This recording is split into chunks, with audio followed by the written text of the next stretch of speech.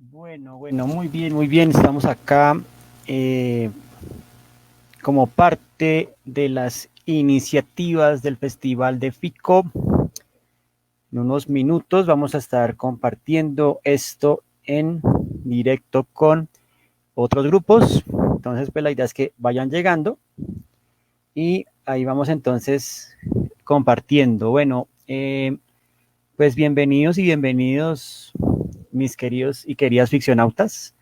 Hoy vamos a estar integrados a una iniciativa bien chévere, bien bacana, que es el Festival FICO.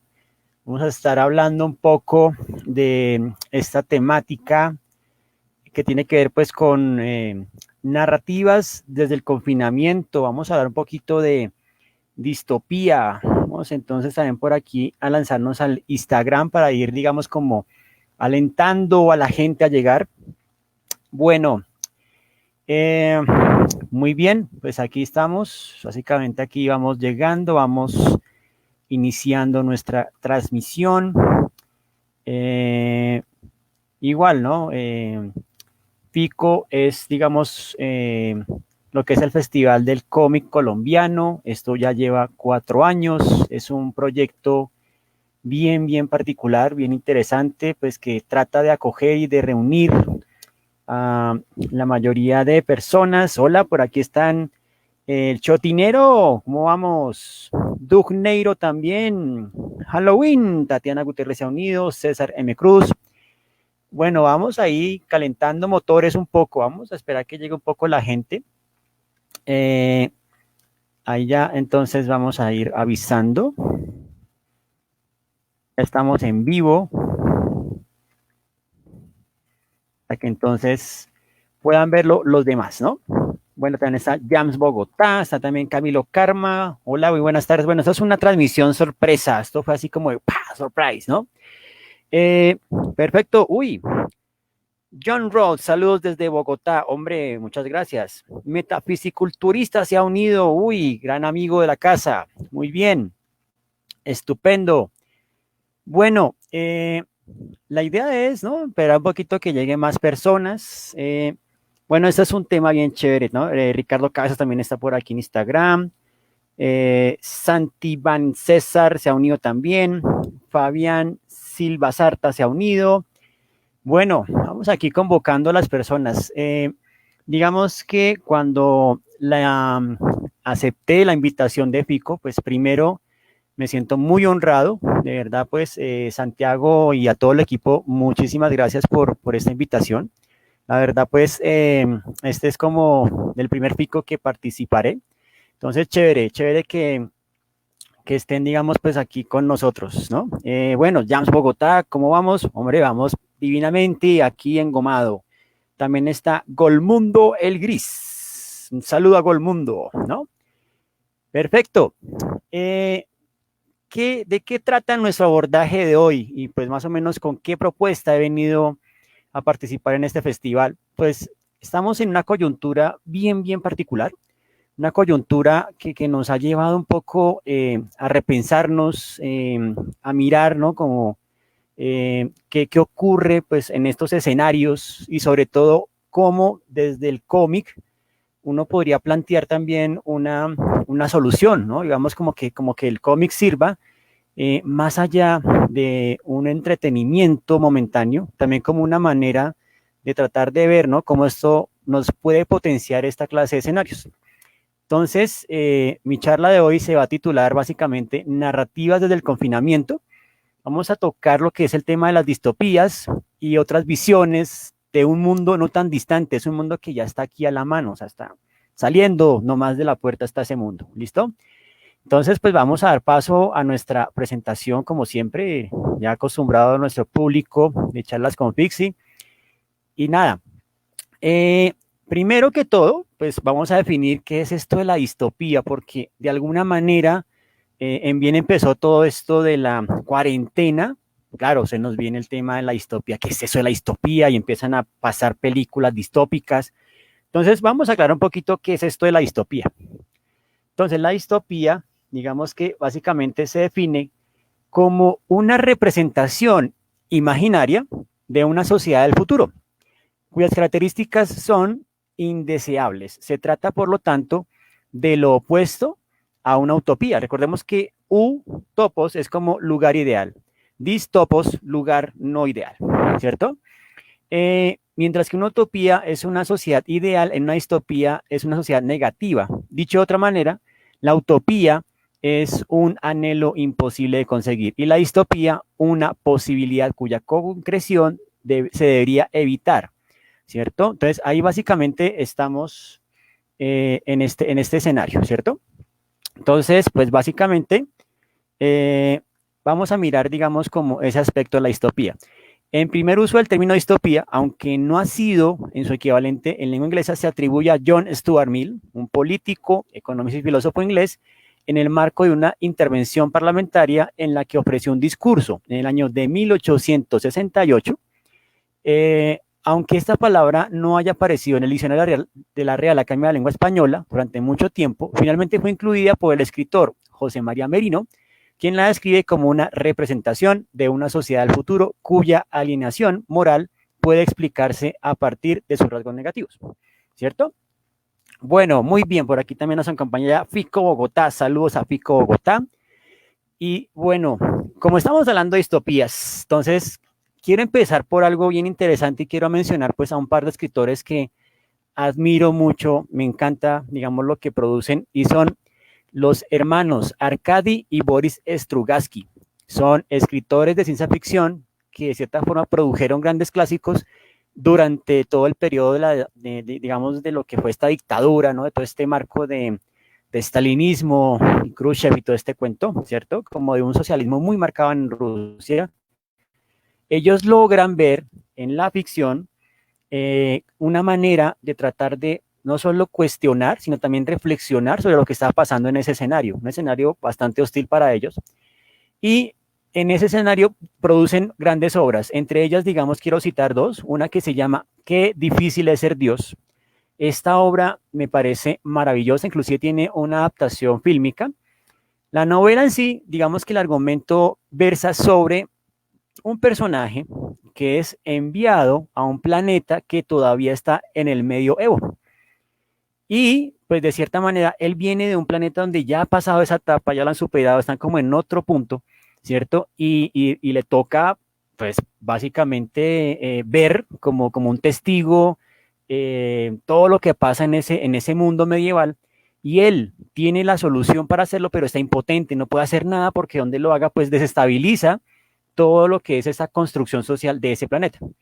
Entonces, esto me parece interesante porque muchas veces en estas coyunturas del confinamiento, pues uno tiene como la impotencia, ¿no? O sea, no puedo hacer nada, no puedo hacer nada.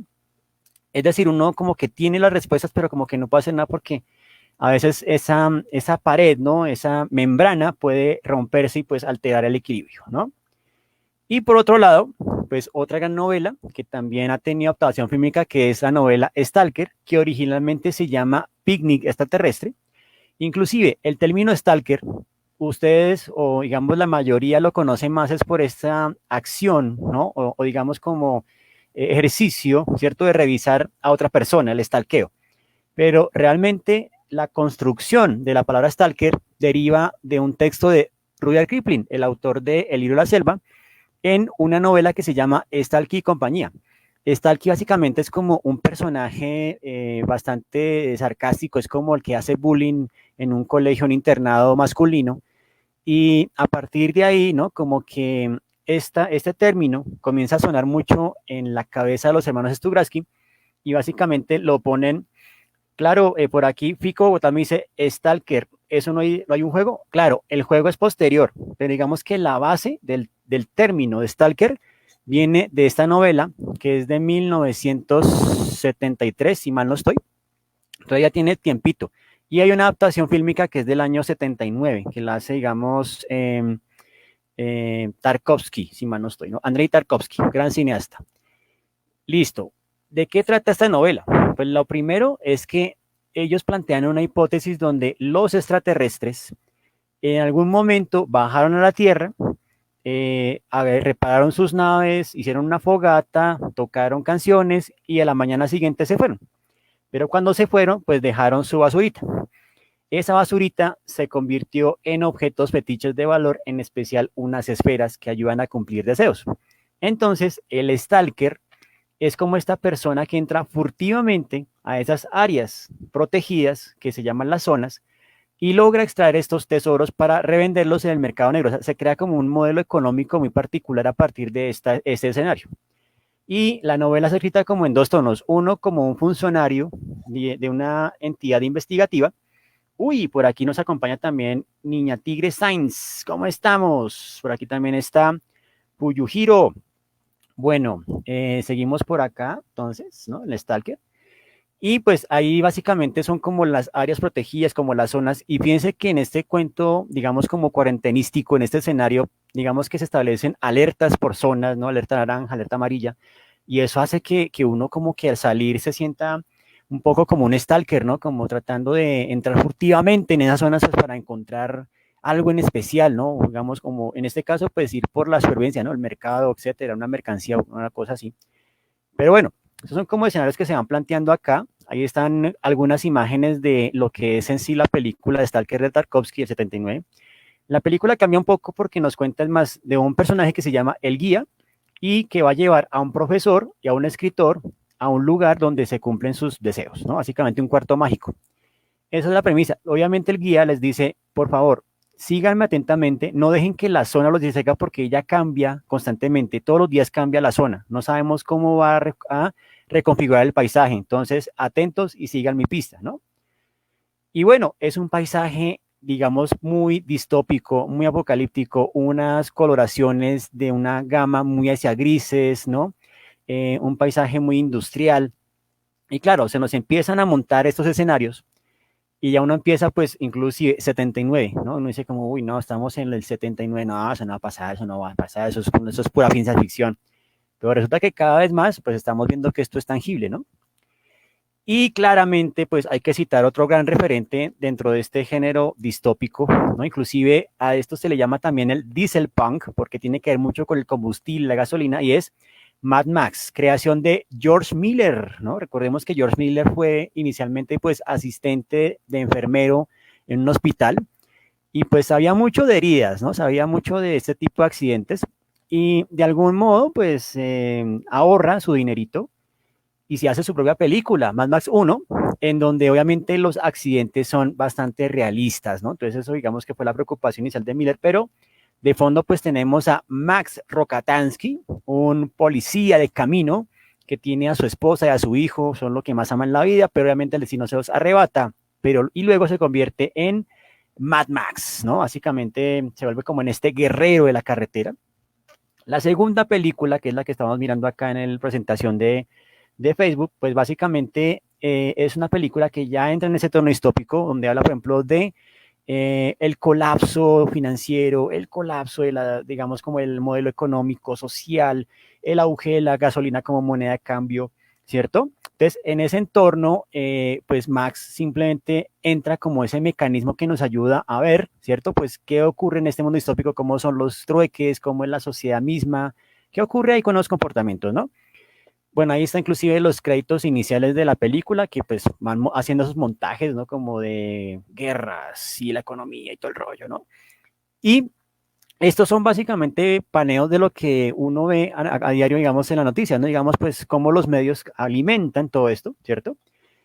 Y bueno, Mad Max se vuelve básicamente como esta figura, digamos, que uno, pues, como espectador, ¿no? Empieza como a cautivarlo, empieza como a decir uno, uy, no, yo quiero ser como Mad Max, ¿no? Estar ahí. Obviamente una cosa es la estetización, ¿cierto? Del filme, lo que nos propone estéticamente hablando, pero una cosa ya es vivirlo concretamente, ¿no? Entonces, vamos hablando en escenarios distópicos. Estamos hablando de, fíjense, 79, ¿no? Por esas épocas. Y claramente, pues llegamos a algo que ya nos interesa y es, bueno, hablemos de cómics. Profesor, por favor, cómics. ¿Qué vamos a hablar de cómics? Entonces, en los cómics, vamos a ver una cosa bien particular y es que hay un título que recoge este tipo de preocupaciones. Es un título que aparece inicialmente en la revista Eagle y luego va a ser parte del sello 2000 AD. Es creación de John Wagner y Carlos Esguerra. Estamos hablando de uno de los jueces más difíciles de la historia del cómic. Hablamos de Judge Dredd. El Judge Dredd, ¿no? Digamos que es un ejercicio interesante de reflexión, porque esos autores, digamos que estaban viviendo un momento bien álgido en Inglaterra. Ahí están, digamos, los creadores, ¿no? Carlos Esguerra como a la parte de los dibujos, John Wagner en la parte escrita, y ellos conciben un personaje bien interesante, un personaje que de cierta forma no responde a matices, sino que tiene una lógica binaria, culpable o inocente, lo hizo o no lo hizo, y de alguna forma es un ser que con esta lógica ejerce un ejercicio de juez, jurado y verdugo, ¿no? O sea, esto es implacable, o sea, esto es, digamos, la justicia vista de otro ángulo. Además que en este escenario distópico, ¿no? Digamos que tiene una inspiración inicial y es todo lo que sucedió en el gobierno de Margaret Thatcher.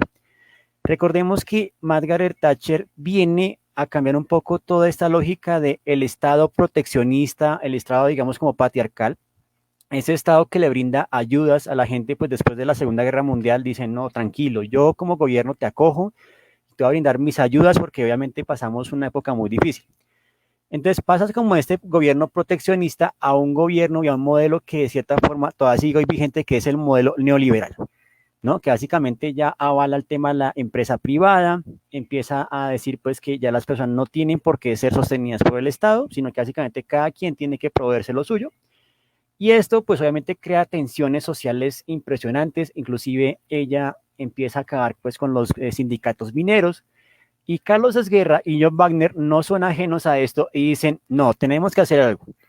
Y claramente las manifestaciones empiezan a incrementar. Recordemos que en estas épocas también aparece lo que es la música punk, ¿cierto? Y de cierto modo, pues esto va a crear un escenario donde dicen, no, tenemos que hacer algo con esto. Entonces, John Wagner decide que va a llevar la historia a un futuro lejano, hipotético, donde Estados Unidos ha quedado pues bastante estéril por las guerras nucleares y solamente hay dos lugares habitables, que es Megacity 1 y Megacity 2. Cada uno de estos centros urbanos tiene aproximadamente 400 millones de habitantes. O sea, imagínense tratar de controlar una ciudad de 400 millones de habitantes, ¿no? Entonces, eso empieza pues a dar obviamente temas como la corrupción, la violencia, el incremento de las pandillas y demás, y por esa razón el sistema judicial convencional colapsa y tienen que desarrollar esta nueva figura que es el juez, ¿cierto? Claro, esto empieza pues a desarrollar un marco, un escenario donde se pueden desenvolver mil historias, ¿no? Mil historias que tienen que ver pues digamos con los medios, con el mismo ejercicio de la ley en ese universo, el mismo ejercicio pues de la supervivencia, inclusive hay personas que roban para poder sobrevivir, pero son castigadas por el juez. Hablamos también pues digamos de la gente que vive fuera de las megaciudades, que son básicamente los mutantes, los fenómenos, ¿no? Entonces como esa cuestión de la exclusión y de cierto modo pues no son espacios seguros, ¿no? Obviamente también se habla de clases sociales en este cómic y es bien interesante pues cómo toman a Margaret Thatcher como modelo y dicen, no lo hagamos en Inglaterra, sino pongamos la historia en Estados Unidos. Y Judge Dredd básicamente es como la visión que tienen ellos de Margaret Thatcher, ¿no? Entonces, ¿cómo trasladan esa visión, ¿cierto? Al Judge Dredd y sobre eso empiezan a reflexionar y hacer, digamos, todo ese ejercicio. Sin duda, ¿cierto? Judge Dredd abre este escenario distópico que luego va a venir a complementarse con otras obras más. Ahí, por ejemplo, tengo que citar a V for Vendetta de Alan Moore y David Lloyd, por supuesto. Esa historia también se nos plantea en ese escenario distópico, inclusive pues donde hay un régimen, ¿no? Digamos que hay como un nuevo orden estatal y ese orden pues implica también unas dinámicas de control social impresionantes. Y esto aparece inicialmente pues en la revista Eagle, ¿no? Y ya después digamos que lo va a reimprimir DC Comics y lo conocemos pues, por las ediciones de Vértigo. Incluso cuando uno lee la obra inicialmente pues uno queda bastante curioso pues por la apariencia del personaje, ¿no? Y esto es todo un tributo, ya lo mencionaré más adelantico. Pero bueno, ¿de qué trata? ¿Cuál es el trasfondo de V for Vendetta? Tras la Tercera Guerra Mundial, Inglaterra es tomada por la ultraderecha fascista y se suma en un régimen totalitario, régimen el cual controla a la población mediante los métodos habituales, policial, propagandístico, etcétera, y otros tecnológicos, cámaras, micros, etcétera. Sin embargo, un terrorista subversivo que se autodenomina B y que se oculta tras el disfraz de Guy Fawkes no piensa permitir que ese régimen perdure mucho más. Entre sus fieles aliados se encuentra la joven Ivy Hammond. Claro, no tengamos en cuenta aquí la peli. La peli es un rollo totalmente distinto, tiene otro enfoque. Hablemos desde el cómic. Es un escenario bien particular y recuerden que Moore nos pone ahí el tema o el índice de Larghill, ¿no? Larghill, que es donde ocurren esos experimentos que desarrollan, pues, digamos, a B. O sea, lo único que sabemos de B es que hizo parte de un experimento científico. No más, no necesitamos más. O sea, yo creo que es un personaje sólidamente construido porque realmente se vuelve un mecanismo para saber la historia. Pero lo interesante es, ¿no? Resulta que Alan Moore pasó unas vacaciones en Larghill y para él fueron como las peores vacaciones de su vida. Entonces, como que esas experiencias, ¿no? Las aprovechó y sobre eso puso el escenario para desarrollar Viva Vendetta. Entonces, ¿qué quiero decir con esto? Muchas veces como que no dejamos espacio a nuestras experiencias y muchas veces son ellas las que nos indican cuál debe ser el camino narrativo que debemos seguir, sobre todo en este marco tan particular, ¿no? Bueno, ahí vamos a ver unas imágenes de las planchas de David Lloyd, impresionantes, trabajos pues con acuarelas, trabajos de entintado impresionantes. Él estuvo aquí ya un par de veces, ¿no? Digamos como que ha visitado Colombia un par de veces también. Y de cierto modo, pues lo particular fue cómo llegaron al personaje también, ¿no? Porque inicialmente Moore pensaba como en un personaje estilo SWAT, ¿no? Como un traje muy ajustado, digamos como con máscara y todo este rollo. Pero David Lloyd, una madrugada, ¿no? Digamos que estaba en un bar y estaban viendo pues por televisión anunciando el 5 de noviembre, ¿cierto? Entonces, digamos que eh, le dice, ¿no? Digamos, lo llama, le dice, oye, tengo una idea para el personaje. ¿Cuál es? ¿Cuál es? Y la idea básicamente es, ¿por qué no pensamos el personaje como si fuese Guy Fawkes? Oye, sí, genial, buena idea. Obviamente no lo dijo así, ¿no? Porque lo despertó, le dijo, espero que sea una muy buena idea, porque si no, te mato. No de forma literal, ¿no? Pero bueno, el caso es que construyen este personaje y es un estereotipo dramático, por cierto, porque nos recuerda mucho los dramas shakespearianos, nos recuerda también pues el complot de la pólvora, como todo eso que pasa con la persecución a los protestantes, ¿cierto? Y por eso el 5 de noviembre tan especial es cuando se ejecuta su plan maestro, ¿no? Ahí está la primera versión que es como muy SWAT, como muy equipo de asalto. Luego ya los bosquejos que empiezan a hacer pues ya con esa idea de Guy Fawkes. Y bueno, esta obra tiene también muchas citas interesantes a la cultura popular, en este caso a los Rolling Stone, a Shakespeare. Trata más o menos de vincular, ¿no? Toda la cultura, digamos, del momento, ¿sí? Para básicamente tener como tomando el presente, cómo visiona ese futuro distópico. Y eso es lo que a veces también tiene que verse desde la ciencia ficción o la ficción en tal, ¿no? Como tratar de ver, ¿no? Cómo en un escenario hipotético puedo proyectar esta clase de cosas tomando en cuenta lo que yo conozco. Y bueno, ahí está entonces esas imágenes de Before Vendetta, que de cierta forma también la manera en que nos muestra cómo está gobernado este nuevo orden, ¿no? Que nos habla, por ejemplo, de un militar que se vuelve, digamos, parte de una farmacéutica exitosa, de un sacerdote, ¿no? De una científica. Entonces dice que está tomando en cuenta, ¿cierto? Básicamente como esos tres órdenes que siempre van a dirigir, ¿no? O digamos, encauzar la sociedad. Entonces por acá nos dice Ron Rod, ¿no? Que básicamente una referencia muy importante es Orwell y 1984. Claro que sí, ya vamos ahí con las referencias, ¿no? Bueno, inclusive él cuando eliminaba a alguien le dejaba una rosa, ¿no? Como gesto simbólico, ¿no? Básicamente de, digamos, como algo muy poético, ¿no? Bueno, ahí está Guy Fawkes, recordemos pues, el complot de la pólvora. Para los que han leído Marvel, hay una obra muy chévere. Ay, ¿cómo hago para que sea pública? A ver, vamos a mirar cómo la hacemos pública. Un momentico, si son tan gentiles. A ver, bueno, entonces vamos a hacerlo. Ver y saber de cambios, editar publicación.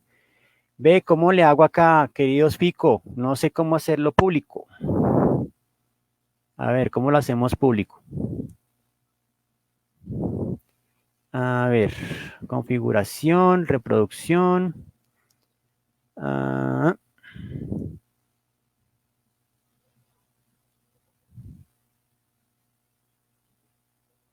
no, no sé cómo le hago para que sea como en vivo. ¿Alguien sabe? Para que puedan compartir. Bueno, porfa, me ayudan con ese punto.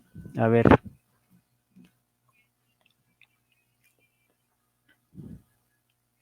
a ver, ¿quién me puede ayudar con ese punto? Bueno, mientras tanto, voy siguiendo aquí con el tema de Guy Fawkes, ¿no? Y todo este rollo. Bueno, muy bien. Ah, sigo por acá entretenido, ¿no? Entonces ahí está nuevamente la inspiración. Margaret Thatcher se vuelve un referente, digamos, como importante en este punto. Y ahí también va a haber otra distopía que va a servir de mucho interés, ¿no? Y es básicamente Fahrenheit 451 de Ray Bradbury. Recordemos que en esta novela los libros son proscritos, son parte, digamos, de algo que no conviene al régimen, ¿cierto? Y pues lo mejor es la televisión, por supuesto. O sea, la televisión es lo máximo.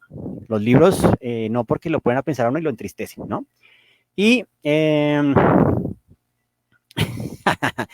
por aquí preguntas muy raras, ¿no? Bueno, muy bien.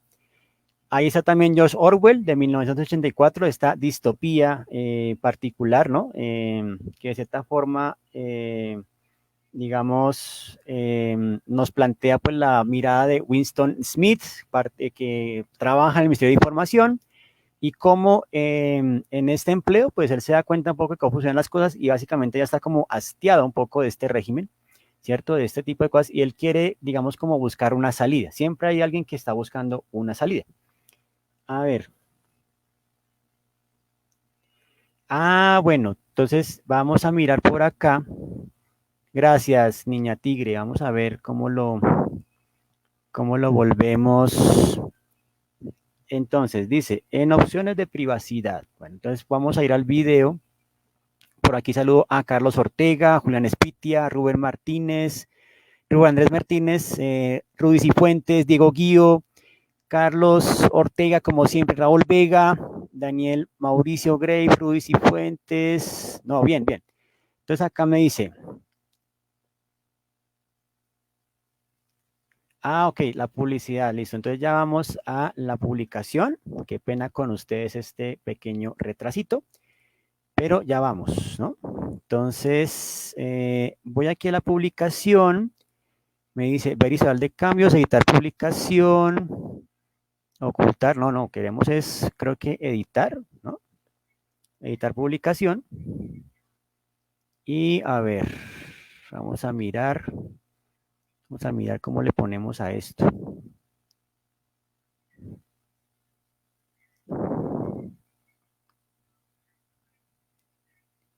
A ver. Bueno, se nos demora aquí un poquito el asunto. A ver. Ah, no doy.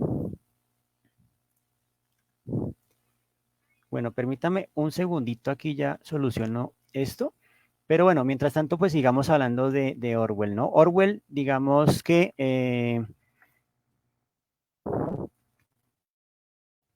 es un autor, recordemos que lo propone como un ensayo para ver las consecuencias del socialismo en Inglaterra, ¿cierto? Y eso lo titula inicialmente El último hombre en Europa, pero la editorial, digamos como que empieza a mirar y a decirle, no, hombre, cambia el título, ¿cierto? Y de alguna manera, ¿cierto?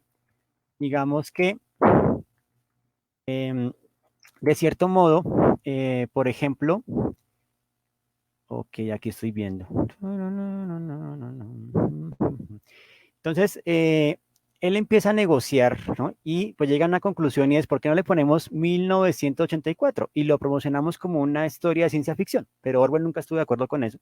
Sin embargo, una estrategia comercial en Inglaterra y en Estados Unidos fue tan impresionante que el libro fue un hit de ventas en ese momento que salió su publicación. Ok, Ahí, ¿no? Digamos que en este caso hay una cuestión bien importante, ¿cierto? Y es, por ejemplo, cómo a partir de esa configuración, ¿cierto? Él, pues digamos que va a lograr empezar a reflexionar sobre las consecuencias del Estado, ¿no? Básicamente. Bueno, a ver, ¿cómo hacemos? Ah, ya lo vi. Público, ya, listo. Y ahora sí está público, ya lo pueden compartir. Qué pena con usted la demora. Era muy sencillo. Bueno, esto a veces es durito. Muy bien. Eh, Ahí, ¿no? Digamos que vamos viendo un poco el asunto, ¿cierto? Digamos de esta distopía, el gran hermano, la vigilancia, ¿cierto? También, inclusive por aquí me dice Colilla 72, Brasil, película de Terry Gilliam, corresponde a este movimiento y es una influencia, ¿cierto? No, yo diría que Brasil, inclusive Terry Gilliam la propone como una precuela de Orwell, ¿no? Imagínense esta conexión ahí tan interesante con Brasil, una película muy recomendable. Ahí está nuestro querido amigo George Orwell, impresionante, ¿no? Eh, bueno, por acá, listo, ya está la transmisión pública, ya lo logramos por fin, listo. Muy bien, ahí está un fotograma de la película, pues cuando se encuentra con el canciller, que son cosas que se hicieron pues a propósito más como para la historia de la película, ¿no? El cómic es muy diferente. También quiero tocar este referente de Sin City, de Frank Miller, ¿no? Pues Frank Miller, recordemos que es un escritor que empieza con Daredevil, que es uno de sus títulos particulares porque le permitió desarrollar un poco sus habilidades de escritura. Él quería hacer mucho novela negra, por novela policíaca, y Daredevil fue la mejor excusa porque era un abogado, ¿cierto? Y pues que era también vigilante y era muy creyente, ¿no? Muy católico. Entonces como que estas cosas le van sirviendo para desarrollar su novela negra, en particular. Y aquí pues quiero citar, digamos, como un referente muy importante, cuando aparece Sin City, digamos que el escenario distópico empieza a modificarse y habla muchísimo de la corrupción en las ciudades, ¿no? Entonces vamos a recordar rápidamente la película Robocop, ¿cierto? De este señor, ¿no? De este director holandés, ahora se me escapa el nombre, pero yo lo conocía, por supuesto. Eh, Básicamente la visión de Robocop es, ¿no? Detroit, que fue en algún momento el epicentro industrial de Estados Unidos, ya está totalmente, digamos, como al margen, ya como que no es la potencia industrial de antes, y pues obviamente se empieza a desvalorizar, ¿no? Entonces vienen, digamos, una corporación, ¿cierto? Que se empieza pues como a apropiar de la causa y básicamente dice que, hombre, pues vamos a crear una nueva ciudad y esa ciudad se va a llamar la ciudad Delta, ¿cierto? Y pues en la ciudad Delta, de cierta forma, necesitan pues como policías que ayuden pues como a regular la tasa de crímenes y todo este cuento. Eso tiene que ver también mucho con la gentrificación, ¿no? Que es como un fenómeno urbano bien particular, bien simpático. Eso, por aquí mi amigo Andrés Mauricio Aros me ayudó con el nombre. Paul Verhoeven. Ah, hombre, muchas gracias, Mauricio. Perfecto. Buen dato. Sí, ese es el latigo que me está haciendo falta. Entonces, esta corrupción ciudadana, digamos, como esta depreciación de Detroit como ciudad pujante, hace que obviamente se vuelva un foco de la violencia. Y en ese foco de violencia, pues obviamente aparece Murphy, un policía justo y honrado, que quiere cambiar las cosas y se mete con los que no eran, le dan una balacera que inclusive es como si fuese, digamos, la crucifixión, por así decirlo. Inclusive Paul Verhoeven hace esas comparaciones. Él dice que Robocop es como una especie de Mesías, ¿no? Como de Jesucristo. Vamos a ver. Bueno, el cuento es que este man, ¿no? Pues recibe todos esos balazos, toda esta cuestión, y de cierta manera, después resucita, por así decirlo, y se convierte en Robocop, ¿no? Este personaje, pues, que va a ir haciendo justicia, obviamente, pues, quiere venganza contra estos delincuentes que lo llevaron a ese estado, pero más allá de eso, pues, también empezamos a ver, ¿no? Cómo hay un juego entre las instituciones, las corporaciones, ¿no? La OSP, que es como lo que rige acá en este momento, ¿no? Por aquí también se han unido varios en Instagram. Que ve, se ha unido Ida Obando, Sujeto Art, Bas Ortiz, Yurika MC, ¿cómo estamos? Ok, listo. Ahí vamos a ver entonces a estos directivos, ¿no? Nelson Nazgul, hombre, saludos por aquí también, perfecto. Y, bueno, aquí uno de mis cameos en las películas, ahí pueden verme como Kane, ¿no? En esta historia de Robocop 2. Y ahí está, fíjense ustedes, este científico que están viendo ahí, que produce Nuke, es nada más y nada menos que Frank Miller, ¿no? Entonces Frank Miller ya viene como muy contaminado de esas ideas de ciudades corruptas y estas cosas. Y ahí nos lleva, ¿cierto? Él dice, tengo una gran idea, sé que con esto la voy a romper, ¿cierto? Y sí, y la rompe muy bien, ¿no? Esta idea es básicamente la historia de Sin City, ¿no? Sin City que aparece inicialmente en el sello Legend de Dark Horse y que va a tener una vida propia impresionante, inclusive para Miller, el protagonista es la ciudad misma, no tanto sus personajes, sino la ciudad es el personaje central, ¿cierto? Y a partir de ahí, digamos que vamos a conocer unas historias que van a tener un punto de convergencia. Entonces conocemos a Marv, ¿no? Que es como un boxeador, una persona que de cierto modo pues va a convertirse, digamos, en, en un personaje interesante porque es, ¿no? Es un peleador, ¿no? Callejero, es un creyente, un devoto creyente, pero también cuestiona la misma religión. Obviamente pues es culpado de un crimen que no cometió, pero bueno, así son las cosas, ¿no? Y esto pues lo va llevando en este primer arco, ¿cierto? Que se centra mucho en la mirada de Marv, en la mirada también, digamos, de Hardigan, que es como el único policía incorruptible, y todos los demás personajes que van surgiendo allí, ¿no? Entonces, lo más interesante es, ¿no? La exploración de la corrupción urbana y cómo esto pues crea todos estos focos y estos problemas que evidencia Miller allí. O sea, todo esto que él aborda en la historia, me parece que eso es lo que lo hace muy genial, ¿no? Luego voy a irme con otro ejemplo bien interesante, un poco, digamos, extraño dentro de esta narrativa distópica, pero hablemos, digamos, un poco del steampunk y en particular de un cómic. Sí, por acá Ruiz y Fuentes nos dice, trabajo para Dick Kane, claro, tremenda peli la de Robocop 2. Esa historia es muy chévere. Ya la 3 no se pierde flow. Bueno, Steampunk es un cómic escrito por Joe Kelly y dibujado por Chris Bacalo. Digamos que lastimosamente no tuvo la acogida que se esperaba, solamente salieron 12 números y hasta ahí llegó la historia, inclusive tiene como una precuela y para de contar. Pero la idea, obviamente, de ellos dos era como abordar, ¿no? Todo este recurso de un género narrativo que se produce como muy en los ochentas, gracias a una novela que se llama La máquina diferencial de William Gibson y eh, Bruce Sterling, que son como los grandes profetas del cyberpunk, ¿cierto? Y bueno, el cuento es que en ese punto, ¿cierto? Digamos que miramos la historia de Cole Blacksmith, que básicamente pues es un minero, una persona pobre que tiene pues digamos a su esposa que tiene una enfermedad muy grave, ¿cierto? Y esto pues los lleva a tratar con una persona que es el doctor Alvestin, ¿cierto? O Avitzin creo que es, y este doctor, pues digamos que no era la persona indicada y esto pues los lleva como a este punto de giro donde cambian las cosas y pues Cole termina con un brazo de un implante, digamos, muy biónico, por así decirlo, ¿cierto? Y luego pues básicamente termina en lo que termina el relato, ¿cierto? Y esto pues nos lleva también a otro autor que es Neil Stephenson, con una novela que también se escribe dentro de esta exploración que se llama La Era del Diamante, y tiene que ver pues básicamente con un ingeniero neovictoriano. Esta historia se desarrolla básicamente en China, ¿cierto? Ahí ustedes ven en el mapita. Y de alguna manera este ingeniero pues es encargado para que desarrolle, ¿cierto? Un manual interactivo destinado a la educación de la nieta de este, digamos, de la persona que lo encargan, ¿cierto? De Lord McGrawn, ¿no? Lord McGrawn entonces pide este manual y esto es como un antecesor de lo que va a ser el iPad, ¿no? Entonces ahí también viene otro cuento dentro de esos escenarios distópicos y es cómo entra a jugar la tecnología ahí, ¿cierto? Sin embargo, él hace una réplica y esta réplica cae en otras manos, las manos de una niña que no tiene mucho acceso a la tecnología, básicamente es de las que vive en las clases bajas, ¿cierto?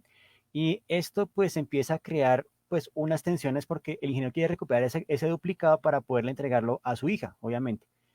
Y eso pues crea este escenario vemos también, digamos, cómo juegan ahí, digamos, los jueces, cómo juegan las instituciones. Entonces, siempre hay una permanente cuestionamiento, digamos, de las instituciones, ¿no? Tecon Kinkred, no sé si de pronto la conozcan, la hayan visto. Creo que muchos han visto la película, que es increíble, de Michael Arias, una película sensacional, animada por estudios 4C, 4 grados centígrados. Eh, Tecon Kinkred es un cómic, un manga hecho por Taiyo Matsumoto en 1991. Básicamente es escrito y publicado por él. Y para ser japonés es muy extraño su estilo. Tiene mucha influencia europea y nos habla de un par de hermanos, ¿no? Kuro y Neko. Ambos básicamente son blanco y negro y ellos viven pues básicamente en un puente, ellos pues digamos que sobreviven del día al día, ¿cierto? También de alguna manera pues mientras ellos sobreviven, ven por ejemplo cómo la mafia entra pues en un periodo de crisis. Hay también un proceso donde un nuevo terrateniente quiere apropiarse de unos terrenos, que es precisamente la ciudad Tesoro, para hacer un centro de entretenimiento, ¿cierto? Y pues a pesar de que esto cueste crear cambios en la zona, no va a importar porque es la inversión, ¿cierto? Como tal. Y ellos son testigos de todo esto. Básicamente el mapa de Ciudad Tesoro es como si fuese un ojo, ¿cierto? Como el ojo humano, como ese ojo que todo lo ve. Ahí más o menos vemos como el tema también de la observación, ¿cierto? Y pues en ese entorno ellos van a empezar a mirar cómo los personajes van a intercalarse dentro de ese escenario, donde es una ciudad ecléctica que tiene muchas arquitecturas implícitas, ¿no? Entonces, eso me parece que es como genial un poco de esta narrativa. Entonces, aquí fíjense que ahí estoy tocando los puntos, ¿no? Digamos, la ciudad, las instituciones, ¿no? El manejo, digamos, también del Estado, qué pasa con el comportamiento también de las personas mismas, ¿no? Entonces, esas son cosas que a veces como que uno no alcanza a percibir, pero es como el punto donde uno dice, en el cómic podemos empezar a tratar eso, ¿no? Como esas dimensiones psíquicas, esas cosmogonías, esas visiones personales de los caracteres empiezan a jugar un papel, ¿no? Por ejemplo, hay luchadores, mafiosos, personas que de pronto dicen, bueno, yo soy en la mafia, pero quiero escaparme porque voy a tener un hijo y ya no quiero seguir en esto, ¿no? Entonces, siempre como en busca de redención también, ¿no? Ahí está entonces Taiyo Matsumoto, esos son artes de la película particularmente, ahí está digamos como inclusive el terrateniente mayor es como una especie de alienígena, ¿no? Que trae como sus guerreros alienígenas, entonces es también chévere cómo empiezan a involucrar también esos tropos, ¿no? De la ciencia ficción para también empezar a cuestionar, ¿no? Que siempre que llega alguien, ¿no? El inversionista extranjero, ¿cierto? Pues va a pasar como ese tipo de cosas. Muy bien. Y bueno, pues esto es, digamos, un poco lo que quería mostrarles hoy. Tengo una frase como de cierre y ya pasamos de pronto como unas preguntitas. Entonces, es momento de mirar el mundo interior y proyectarlo, sacarlo de su confinamiento. Es como una frase que quiero dejarles en nuestra charlita de hoy. Entonces, lo hice de esta forma, pues para que tengamos de pronto un espacio para algunas preguntas que ustedes tengan presentes. Entonces, pues nada, aquí abro, digamos, como el chat para que ustedes nos indiquen, ¿no? ¿Qué les gustaría o qué quieren preguntar sobre esto o qué opinan, digamos, de estos puntos que puse sobre la mesa.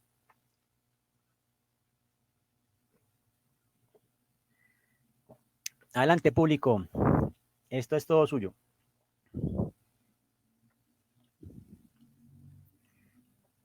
Bueno, por aquí vamos viendo cómo van los comentarios. Ay, ¿qué pasa? ¿Dónde me paseo con el cursor? Ya por acá. Ok.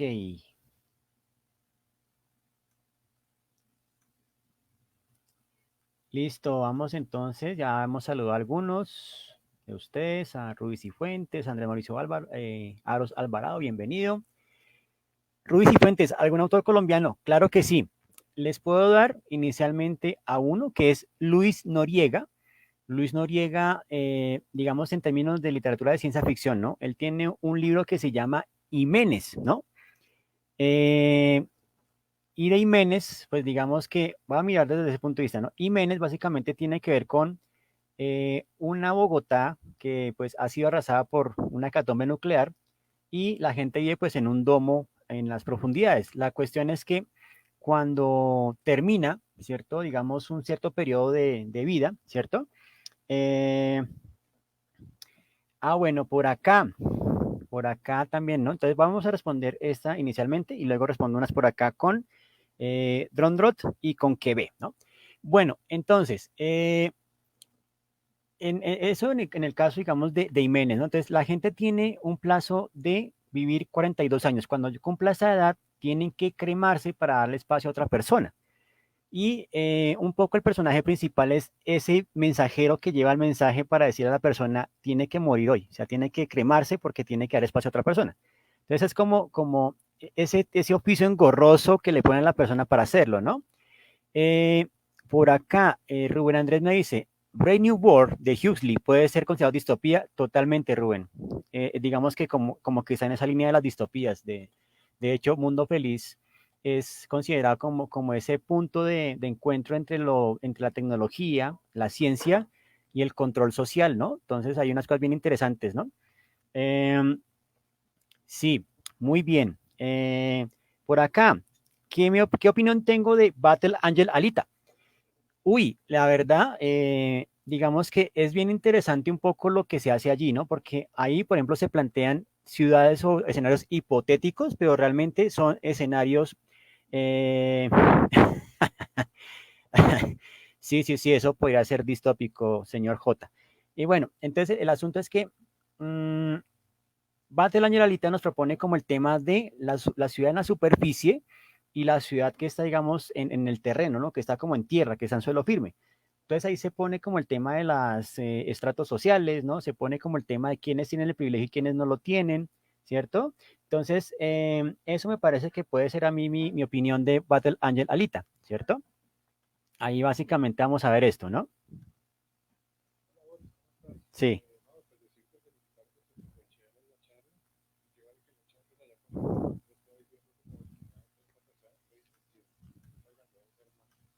sí.